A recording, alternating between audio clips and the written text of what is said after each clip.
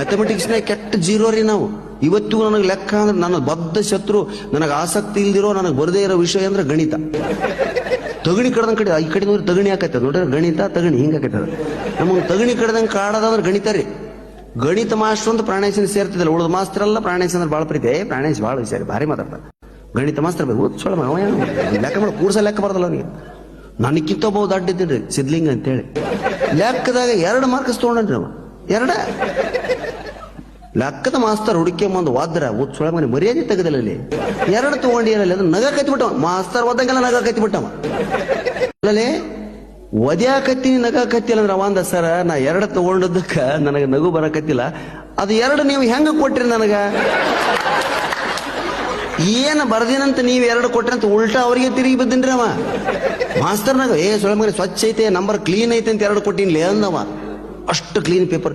Examination ಹಾಲ್ನಿಂದ first ಹೊರಗೆ ಬಂದ್ಬಿಡ್ತಿದ್ವಿ ನಾವು. ಅರ್ಧ ತಾಸಿ ಪೇಪರ್ ಇಸ್ಕೊಂಡ್ರು. ಯಾವಾಗ ಕೊಡ್ಬೇಕು ಕ್ವಶನ್ ಪೇಪರ್ ಕೊಟ್ಟಗಳಿಗೆ, ಯಾವಾಗ ಕೊಡ್ಬೇಕ್ರಿ ಪೇಪರ್ ಅಂತ ಕೇಳ್ತಿದ್ವಿ.